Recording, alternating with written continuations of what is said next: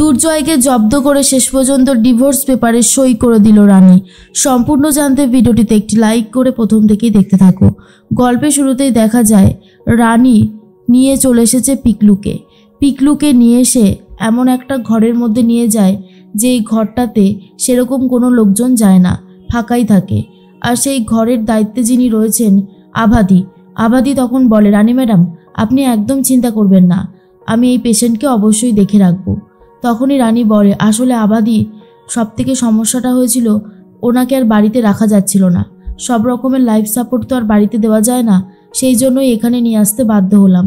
আবাদি তখন বলে, ম্যাডাম আপনি শুধু শুধু চিন্তা করছেন, আপনি একদম এসব ব্যাপার নিয়ে ভাববেন না, আমি আছি তো, আমি সবটা সামলে দেব, আপনি শুধু আমাকে আজ্ঞা দেবেন যে আমাকে কি করতে হবে, আমি ঠিক সেইভাবেই কাজ করব।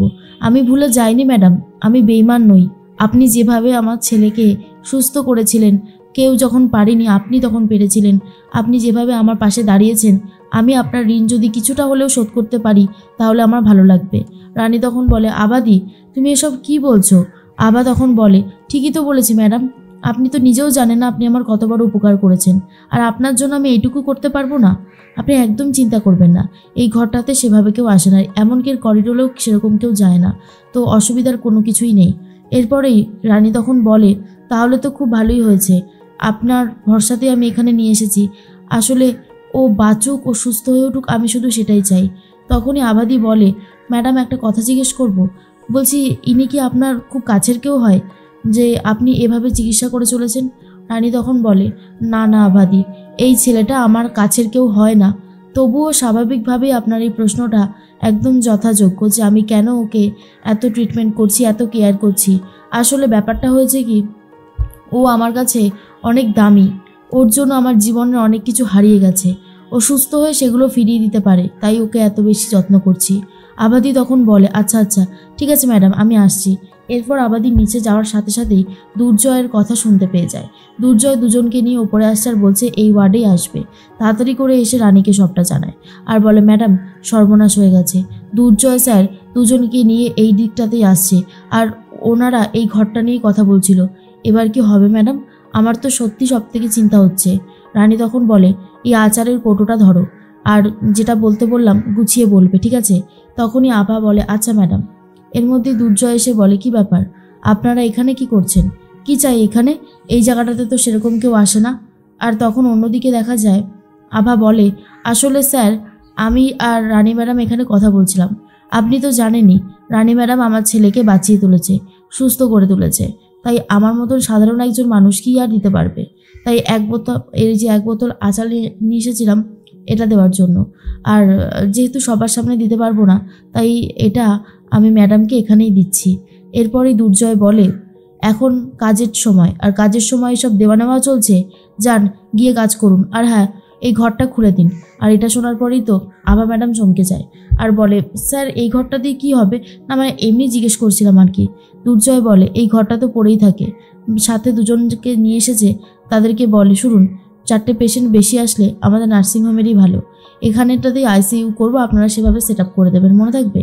তখন রানীও ভয় পেয়ে গেছে, আসলে রানী বুঝতে পারছে না কি বলবে। দুর্জয় বলে, এই ঘরটার চাবি তো আপনার কাছেই থাকে, এই ঘরটা খুলে দিন এক্ষুনি। তখনই আভা ম্যাডাম বলে, ইয়েস স্যার। এরপর আভা চাবি আনতে চলে যায়, কিন্তু রানী বুঝিয়ে দিয়েছে কি করতে হবে। তখনই দুর্জয় এসে বলে, কি ব্যাপার এতক্ষণ লাগে চাবি আনতে? আভা ম্যাডাম এসে বলে, স্যার সর্বনাশ হয়ে গেছে, এই চাবিটা না মিসপ্লেস হয়ে গেছে স্যার, আমি খুঁজে পাচ্ছি না, আপনি একটু অপেক্ষা করুন, আমি দেখছি কোনোভাবে যদি জোগাড় করতে পারি। দুর্জয় বলে, জানতাম এরকমই কিছু একটা হবে। সত্যি নার্সিংহোমের একজনও যদি কেউ ঠিকঠাকভাবে কাজ করে, সব কিছু কি আর এত দেখে রাখা সম্ভব না। আমি এক কাজ করছি, এই তালাটা ভেঙে ফেলছি, এছাড়া আর তো কোনো উপায় দেখতে পাচ্ছি না।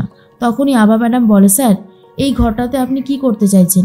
এই ঘরটা তো এমনিই খুব ছোট, তারপরে সমস্ত মেশিনপত্র ভাঙা চোরা, সমস্ত বাতিল জিনিস এই স্টোর রুমটাকেতেই থাকে, এটা তো এখন স্টোর রুমই হয়ে গেছে, আর এখানকার বাথরুমটাও খুব একটা ভালো না। সাথে দুজন যারা এসেছিল তারা তখন বলে, স্যার এই জন্যই আমরা আপনাকে বারণ করেছিলাম এই ঘরটার মধ্যে করবেন না, আর যদিও করেন তাহলে অনেকগুলো টাকারও খরচা হতে পারে, আর অনিশা ম্যাডামের সাথে এই ব্যাপারে কথা বলে নিতে হবে। দুর্জয় তখন বলে, যা যা করার সবটাই করে নিন, হাতে সময় আমার বেশি বাকি নেই, আমি চাইছি যত তাড়াতাড়ি সম্ভব এখানটায় একটা আইসিইউ করে তুলতে, বুঝতে পেরেছেন? তখন ওনারা বলে ঠিক আছে। এরপর দুর্জয় চলে যায়।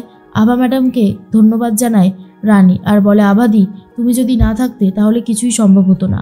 আভা বলে, কি যে বলেন না রানী ম্যাডাম, আপনি যেমনটা শিখিয়ে দিলেন তেমনটাই তো বললাম। আপনি যদি না শেখাতেন তাহলে আমি নিজেও কিছু বলতে পারতাম না, উল্টে আপনাকেও বিপদে ফেলে দিতাম। আমি তো নিজে বিপদে পড়তামই, আপনিও বিপদে পড়তেন। এরপর রানী বলে, শুনুন না আভাদি, আমি বলে দিচ্ছি, যখনই ধরা পড়ে যাবেন বলবেন আপনি এসব কিছুই জানতেন না, এটা পুরোটাই আমার উপর চাপিয়ে দেবেন, এই দোষটা আমিই নেব। তখনই আভাদি বলে, সত্যি ম্যাডাম, আপনাকে যত দেখি ততই অবাক হয়ে যাই, আপনি সত্যি সবার থেকে আলাদা, এই কথাটা স্বীকার করতেই হবে। এদিকে শুক্লা তাড়াতাড়ি করে হাঁটতে শুরু করে, কারণ পিঙ্কি তাকে টানতে টানতে নিয়ে যাচ্ছে। শুক্লা তখন বলে, বড় বৌমা তুমি কোথায় নিয়ে যাচ্ছ বলো তো? যা রোদ আর যা গরম, আমি যে আর পারছি না। এরপরেই শুক্লা বলে, কোথায় নিয়ে এসেছো? মন্দির? আর তখন পিঙ্কি বৌদি বলে, ওই দেখো সামনে দেখো অনিশাকে, অনিশা আজকে বাবার মাথায় জল ঢালছে, নিশ্চয়ই আমাদের জয়ের মঙ্গল কামনায়। তারপরেই অনিশা জল ঢাইলে বাবার পুজো সম্পন্ন করে কিছু গরিব দুঃখীদের টাকা পয়সা দিতে থাকে। আর তখনই শুক্লা বলে, সত্যি অনিশা এখন পুরো আমার মনের মতন হয়ে গেছে। অনিশা তখন বলে, আরে বড় বৌদি, আন্টি তোমরা? তখন আন্টি বলে, হ্যাঁ তোমার এই রূপ দেখে খুব ভালো লাগলো, তুমি যে এতটা বদলে গেছো বেশ ভালো লাগছে। তখনই পিঙ্কি বৌদি বলে, সত্যি তোমাকে দেখে না খুব ভালো লাগছে, বিশ্বাস করো। এর মধ্যেই অনিশা বলে, আমি আর কি করলাম বড় বৌদি, এই একটু গরিব দুঃখীদের সেবা করছিলাম। শুক্লা তখন বলে, তুমি নিশ্চয়ই আমার ছেলের কথা ভেবে পুজো দিয়েছো? অনিশা তখন বলে, তা অবশ্য ঠিকই। শুক্লা বলে, বাহ খুব ভালো মেয়ে হয়েছো তুমি। অনিশা বলে, আমার কিছু কাজ আছে, আমি তাহলে আসি, বলেই চলে যায়। পিঙ্কি বৌদি বলে, দেখলে তো বড় ছোটো মা, আজকে অনিশা কত বড় হয়ে গেছে, কত কিছু বুঝতে শিখে গেছে, আগের সেই ছেলে মানুষ অনিশা কিন্তু আর নেই। তখনই শুক্লা বলে, ঠিকই বলেছো বড় বৌমা, যত তাড়াতাড়ি সম্ভব ওই ডাক্তারি বৌমাকে ছেড়ে দিয়ে আমি আমার অনিশার সাথেই দুর্জয়ের বিয়ে দেবো। আর এটা শোনার পর পিঙ্কি বৌদি ভীষণই খুশি হয়ে যায়। অন্যদিকে রানী বাড়ি যাওয়া সত্ত্বেই তাড়াতাড়ি করে দেখতে পারে একজন উকিল এসেছে আর এসে ডিভোর্স পেপারটা হাতে ধরিয়ে দেয়। খুব খারাপ লাগে রানীর, আর বলে, কিছু মনে না করলে একটা কথা বলবো? দুর্জয় জানে ডিভোর্স পেপারটা আপনি দিয়েছেন? উকিল বলে, অবশ্যই জানে, আপনি সই করে রাখবেন, আমি কাল পরশু এসে নিয়ে যাব। এরপরে খুব খারাপ লাগে রানীর, কষ্টও হয়। আদিত্যবাবু কাগজটা দেখে বুঝতে পারে ডিভোর্স পেপার। এদিকে দুর্জয় পুলিশের সাথে কথা বলতে থাকে আর বলে, স্যার সেদিন রেস্টুরেন্টে আমরা সিসিটিভি ফুটেজটা দেখছিলাম, সেভাবে দেখা যাচ্ছে না, এতটাই অন্ধকার ছিল যে সামনে ছিল তার মুখটা আমরা সেভাবে দেখতে পাচ্ছি না। আপনার ওয়াইফ যদি তাকে দেখে থাকে, যদি বলে দেয়, তাহলে আমাদের যে আর্টিস্ট আছে তাকে দিয়ে আমরা স্কেচ বানাতে পারি। দুর্জয় তখন বলে, ঠিক আছে আমি দেখছি কথা বলে ব্যবস্থা করা যায় কিনা। বিনায়ক বলে, তুই ইমিডিয়েটলি গিয়ে ছোট বৌমাকে নিয়ে আয় আর দুনিকে নিয়ে আয়। সবাই তখন সেটাই বলতে থাকে, কিন্তু শুক্লা তখন বলে, না সেটা হবে না, ওই মেয়ে এই বাড়িতে আর আসবে না, ওই মেয়ে যখন চলে গেছে তো ওই মেয়ে ওখানেই থাকবে। সবাই মিলে বলে যে রানীর জীবনে যখন এতটা রিস্ক রয়েছে তখন রানীর এখানেই আসা উচিত, কিন্তু কোনোভাবেই শুক্লা আনতে দেয় না। এরপর রানী অনেক কষ্ট পেয়ে বাড়িতে চলে এসেছে, সেনগুপ্ত বাড়িতে। দুর্জয়ের সামনে ডিভোর্স পেপারে সই করে দেয় আর ডিভোর্স পেপারটা হাতে ধরিয়ে দিয়ে বলে, নাও ডিভোর্স পেপার, এবার শান্তি তো? দুর্জয় বলে, thank you Rani, thank you very much, তুমি নিজেও জানো না তুমি আমার কত বড় উপকার করলে। তো রানী আর দুর্জয়ের কিন্তু ডিভোর্স হয়ে গেল। এখন যদি আদিত্যবাবুর সাথে রানীর নতুন সম্পর্ক শুরু হয়, তোমাদের কেমন লাগবে অবশ্যই কমেন্টসে জানাতে পারো।